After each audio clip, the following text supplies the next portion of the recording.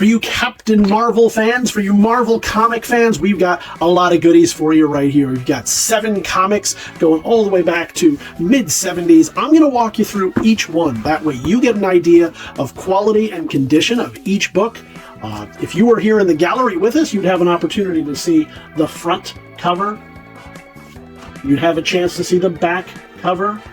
But you'd also be able to pick it up and see and closely inspect any little nooks and crannies. Since you can't be here in the catalog, or in the gallery rather, with us, I'm going to let the light shine off of it so you can see any creasing. You can see these ticks as we move along here. If there's any tears, marks, imperfections, flaws, creases, etc. Things like this, where somebody, probably young Johnny back in the day, 1975, decided to sell this at a yard sale perhaps for $1.50.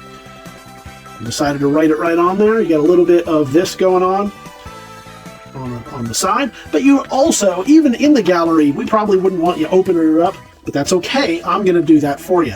So you're going to have an opportunity to see the inside cover here. That way, if young Johnny wrote his name in marker to let you know, hey, this is my comic book and not yours, well, then you would be able to see that. You're going to get a chance to see some of the interior pages, because what you call white or off-white or cream, I might think is ecru or eggshell or brown or purple, who knows. Why rely on my opinion of grade when you can use your own? Additionally, we're going to have an opportunity to see, is there staple tears? Is there any water stains on the inside? Are there pages missing or loose? And does it have things like this Marvel value stamp, which, as you can see, has not been removed. It is there, it is intact, and it is ready for your collection. So now you have an idea of exactly what you need to know about this comic, including the front cover, where again, Johnny might have written, I love Susie, or Tasty Cakes are the best, or just Johnny and his year and his age, which is common to you comic book fans out there. You've seen it 1,000 times. You're not seeing it here. So there you go. That is Captain Marvel number 36. As we move along to number 37, Mayhem on the Moon. We're going to get a couple of shots for the catalog as we show you what's going on. You got Al Milgrom, Klaus Janson. This is in the post-Jim Starlin years. I love Jim Starlin's stories of the cosmic. But Al Milgrom, Klaus Janson, Steve Englehart doing the writing on this one, did a fantastic job as well. 50 cents written on there, don't know why, maybe they were just a fan of the rapper. We'll show you all the way along. We'll do the same on the front, where we let the light wiggle jiggle on it here. You can see all the ticking, any kind of creasing. It looks like Johnny had a good time with this one, reading it over and over. I'm also going to show you something that you would not see in the catalog at all, is whatever this blue is. Did a pen explode in Johnny's pocket? Was this a printing error? Did some watercolors spill? Who knows? But be aware that there is some of this blue ink all along there. As we show you the inside front cover, there you go. I don't think this one is a Marvel value stamp issue. But we'll flip through very quickly just to give you an idea, quality and condition of the pages.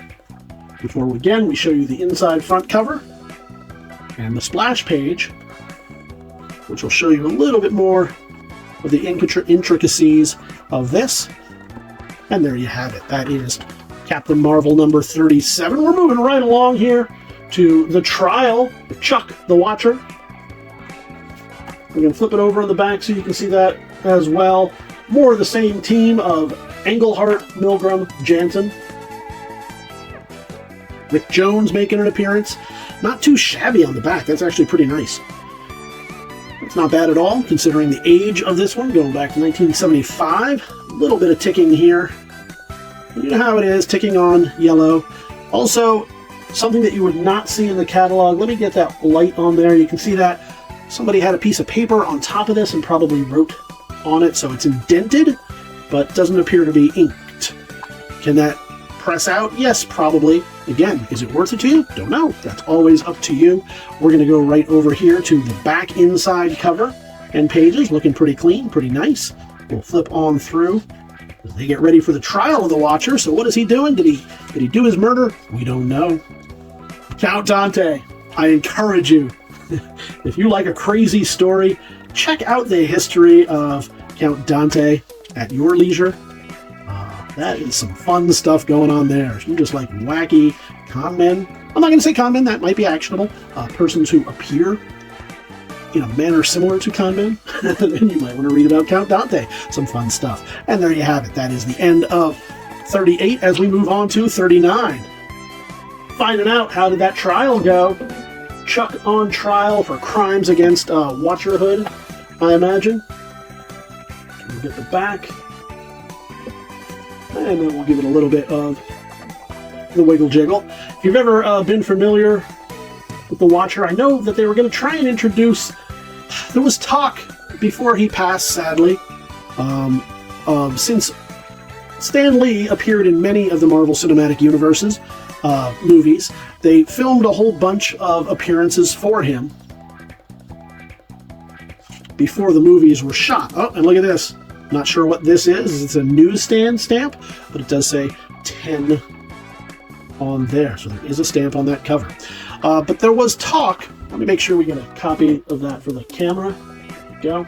There was talk of perhaps introducing him, since he was in so many, as being the Watcher, which would have been fun, would have been interesting. I don't know whatever came of that idea, or if they will introduce a Watcher in a different sort of format into the Marvel Cinematic Universe, but if you are ever interested in his origin, this is the one. This is the book for you. It's also got just tons of cosmic stuff. It is not easy to write these kind of crazy cosmic stories. There's just so much. Everybody's powered up. Everybody has all kinds of abilities, and it's just so far-reaching that it's very difficult to write these. But Steve Englehart, I think, does a really good job with this, and that one is the end of that. That is Captain Marvel 39. Moving right along to Cosmic Possession, and these again can be in your possession by heading on over to TheBigToyAuction.com. Leave those bids right now, or join us on auction day, and you're going to get all of the books that you're looking at right here, all in one money. We're going to put this over here. We encourage you to stop, zoom in, rewind on anything that you are interested in, especially on these parts right here. If you think, oh man, he didn't mention a certain tick or a certain dent, scratch, or whatever it may be, then I encourage you to use those features. That's why we film it in such high def. We'll go through here. I believe, is this one a Marvel value stamp? I'm not seeing it right away, but I believe it to be one. I would have marked it if it were missing a stamp. Best of my knowledge, none of these are missing. Let's show you that right here again, just so you're seeing it, just so you're aware. No writing, no issues on these. We're moving on to number 41. You got Ronan, the Accuser. We've got this back cover with this gentleman, who looks pretty evil himself. You got the Supreme Intelligence, Supremor.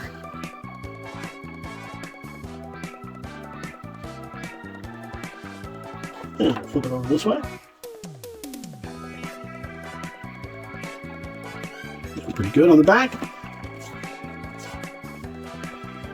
We got the back cover right here.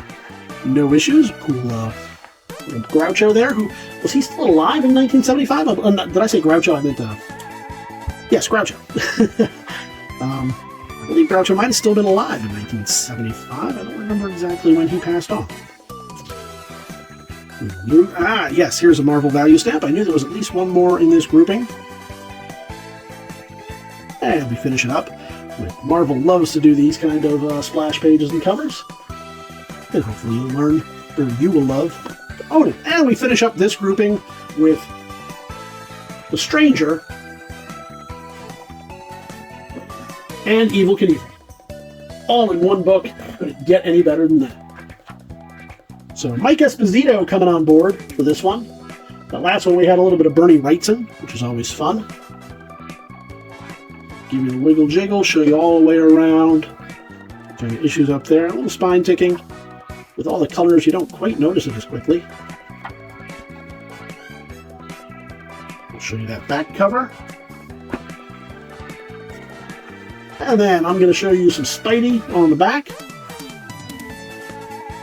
Santa Thing, near back. hey, we often end up doing the Mego Meet benefit auction yearly, and those folks over there, they do a great job of making some of these custom Megos. I'm giving a shout out to any one of you who wants to make this Santa thing. I'd love to see it.